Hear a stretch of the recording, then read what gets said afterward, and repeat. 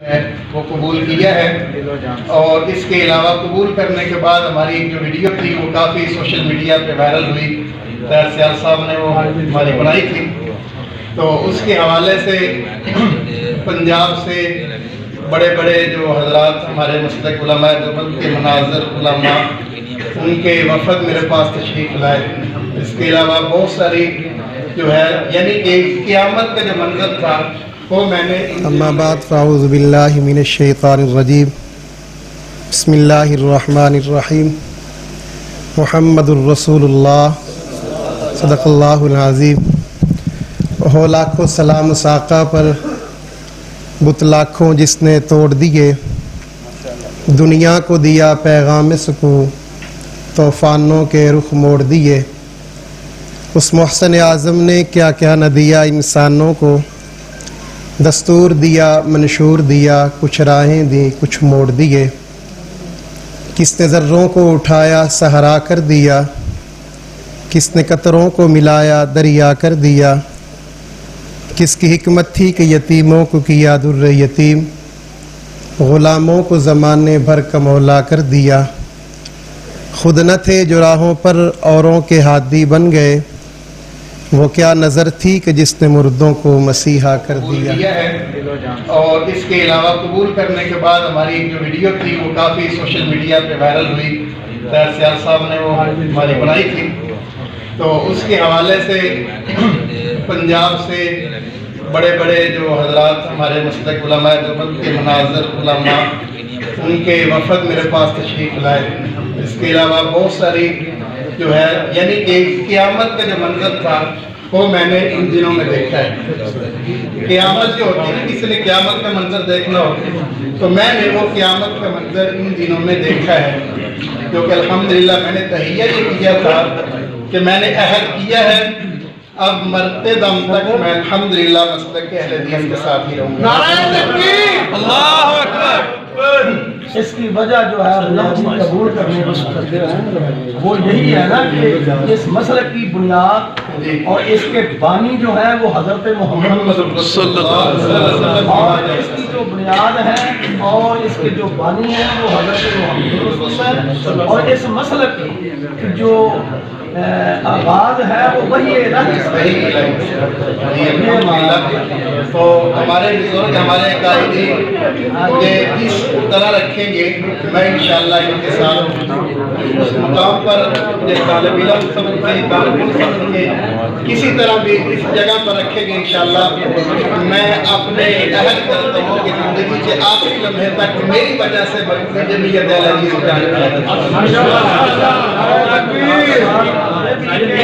میں علامہ پروفیسر ساجد میر سینیٹر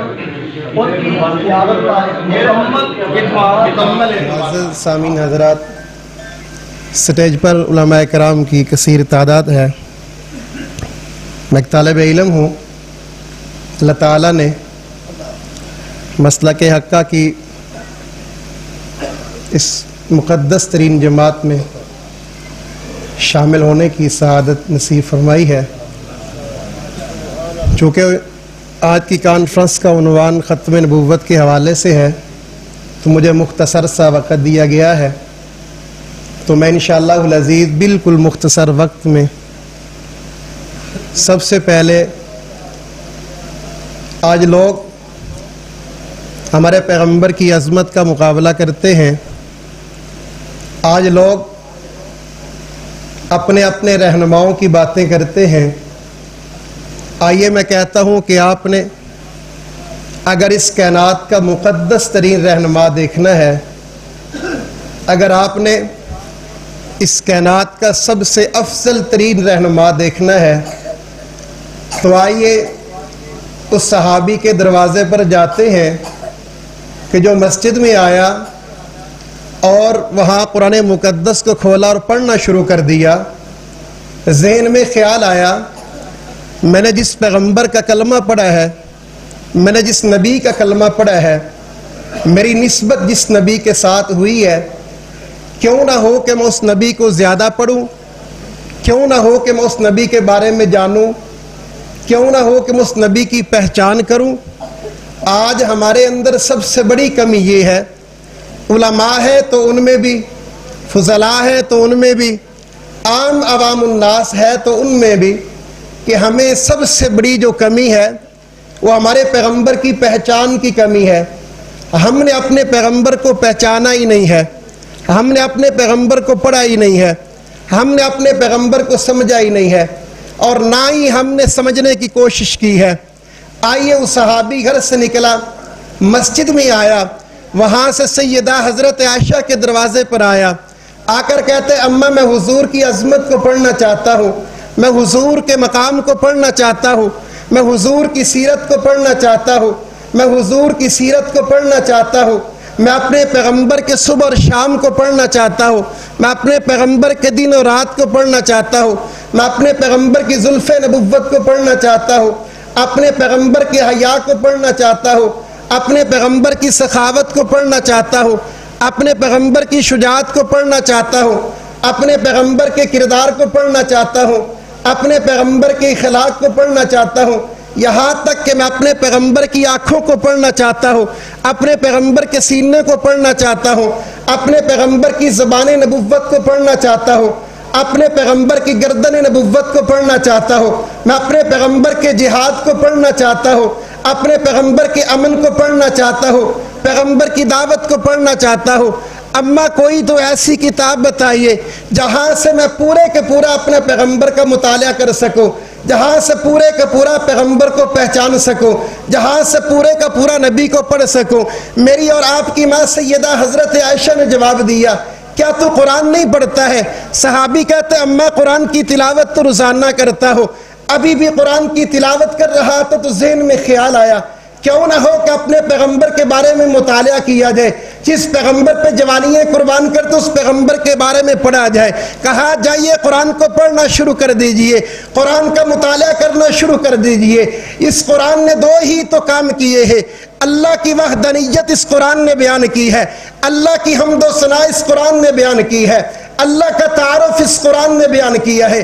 اللہ کی وحدانیت اس قرآن نے بیان کی ہے، اللہ کی عظمت اس قرآن نے بیان کی ہے، اللہ کی الوہیت اس قرآن نے بیان کی ہے، اللہ کی پہچان اس قرآن نے بیان کی ہے۔ اور دوسرا کام قرآن کیا کرتا ہے؟ فرمایا محمد الرسول اللہ کی عظمت قرآن بیان کرتا ہے، محمد الرسول اللہ کی شان قرآن بیان کرتا ہے، محمد الرسول اللہ کا پیغام قرآن بیان کرتا ہے۔ کہا اگر آپ قرآن کو پڑھنا چاہے، اگر پیغمبر کے حسن نبوت کو پڑھنا چاہے تو آپ قرآن کو پڑھنا شروع کر دیں، آپ قرآن کو پڑھنا شروع کر دیں۔ چہرہ ہے کہ انوار دعا، میں بالکل اپنی حاضری اس وجہ سے لگانا چاہتا ہوں کہ یہ مقدس ترین محفل ہے، حضور کی ختم نبوت کی محفل ہے، بس اس میں بالکل حاضری لگانا چاہتا ہوں۔ اسی انداز کو شاعر نے اپنے نقشے میں یوں کھینچا، کہتا ہے چہرہ ہے کہ انوار دو عالم کا صحیفہ، آنکھیں ہے کہ بحران تقدس کے نگی، ماتھا ہے کہ وحدت کی تجلی کا ہے ورق، عارض ہے کہ والفجر کی آیت کی امی ہے، گیسو ہے کہ واللیل کے بکھرے ہوئے ساہے، اب روح ہے کہ کوسین شب قدر کھلی ہے، قد گردن ہے کہ برفرق زمین اوجس رہیا، لب صورت یاقوت شعاؤں میں دھلے ہے، قد ہے کہ نبوت کے خد و خال کا معیار، بازو ہے کہ توحید کی عظمت کے علم ہے، سینہ ہے کہ رمز دل ہستی کا نگینہ، پلکیں ہے کہ الفاظ رخے لوہے قلم ہے، باتیں ہے کہ طوبہ سے چھٹکتی ہوئی کلیاں، خطبہ ہے کہ ساون کے امڑتے ہوئے بادل، قرات ہے کہ اسرار جہاں کھول رہی ہے، یہ دانت ہے کہ شیراز شبنم کے تراشے، جیسے یاقوت کی وادی میں دمکتے ہوئے ہیرے، شرمندے تابع لبدندان پیغمبر،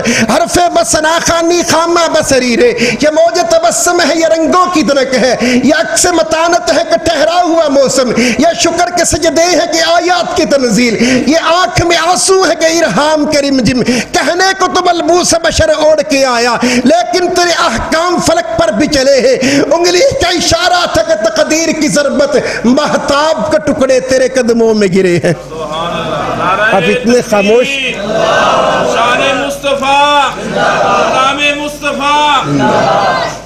اب اتنے خاموش بیٹھے، پریشان تو نہیں ہے؟ آپ پریشان تو نہیں ہے؟ اور اگر کوئی پریشان ہے تو وہ سبحان اللہ کہہ دیں اونچی ذرا، سارے حضرات کہہ دیں۔ یہ سجدے ہیں کہ آیات کی تنزیل،